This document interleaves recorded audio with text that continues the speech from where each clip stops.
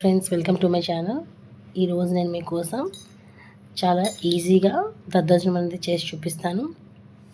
అలాగే మీరు నా వీడియోని ఫుల్గా చూడండి. వీడియో నచ్చితే లైక్ చేయండి, షేర్ చేయండి, అలాగే సబ్స్క్రైబ్ కూడా చేసుకోండి. మనం ఇప్పుడు దద్దోజనం కావాల్సినవి ఎండుమిర్చి 2, అలాగే శనగపప్పు, క్యారెట్, పచ్చిమిర్చి, అల్లం ముక్కలు తీసుకోవాలి. ఫ్రూట్స్ కూడా ఏమైనా తీసుకోండి, కట్ చేసుకొని పక్కన పెట్టుకోండి. ఇప్పుడు ఒక గిన్నె తీసుకొని మనం రైస్ అనేది తీసుకోవాలి. అప్పుడే ఫ్రెష్గా మనం బాయిల్ చేసుకున్న రైస్ అయితే దద్దోజనంకి చాలా బాగుంటుంది. సో చూసారు కదా, రైస్ అయితే తీసుకొని అందులో తగినంత సాల్ట్ అయితే వేసాను. వేసిన తర్వాత అందులోకి నేను పెరుగు అయితే తీసుకున్నానండి. పెరుగు తీసుకొని మొత్తం ఒకసారి గరిటెతో పెరుగంతా కలిసేలాగా కలుపుతున్నాను. సాల్ట్ కూడా మనం ఇప్పుడే యాడ్ చేసుకోవాలి. ఇలా మొత్తం కలిపేసి కొంచెం పాలు కానీ లేదా కొంచెం వాటర్ కానీ ఇందులో యాడ్ చేసుకోండి. చూసారు కదా, అప్పుడు దాని కన్సిస్టెన్సీ అనేది ఈ విధంగా వస్తుంది. ఇప్పుడు దీన్ని మనం ఒక పక్కన పెట్టుకుందాము. సో చూసారు కదా, మనకి చాలా సింపుల్గా ఉంటుందండి దద్దోజనం. అలాగే స్టవ్ ఆన్ చేసి కడాయి వేసుకొని ఒక 3 టేబుల్ స్పూన్స్ ఆఫ్ ఆయిల్ అనేది వేసుకొని శనగపప్పు అనేది ముందు కొంచెం ఫ్రై చేయండి. ఫ్రై అయిన తర్వాత ఎండుమిర్చి, కరివేపాకు, అలాగే క్యారెట్ ముక్కలు వేసుకొని బాగా ఫ్రై అవ్వాలండి.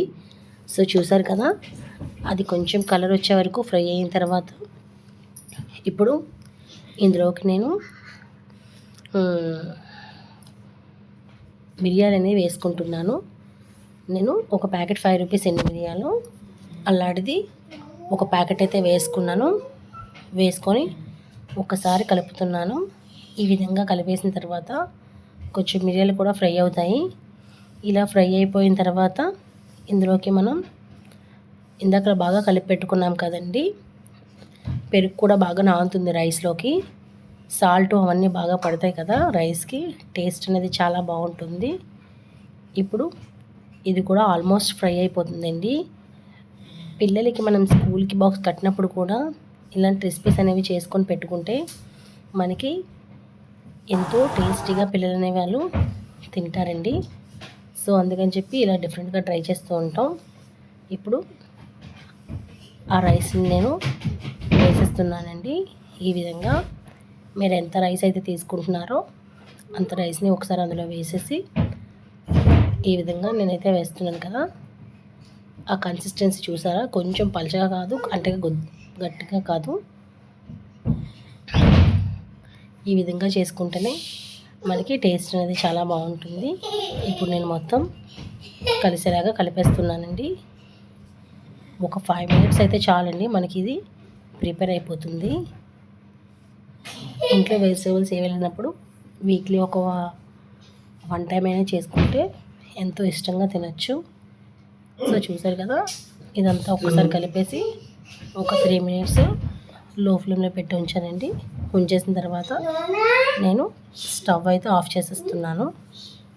ఇప్పుడు ఇలా స్టవ్ కూడా మనం ఆఫ్ చేసేసిన తర్వాత నేను పైన కొంచెం మిరియాలు అనేవి మళ్ళీ వేసేసి ఆ మిరియాలు కూడా కలిసేలాగా కలుపుతున్నాను.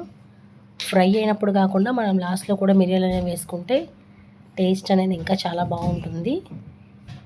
ఇలా వేసేసిన తర్వాత దీంట్లోకి నేను ఫ్రూట్స్ అనేవి కట్ చేసుకొని పెట్టుకున్నాను కదా, యాపిల్ అనేది తీసుకున్నానండి.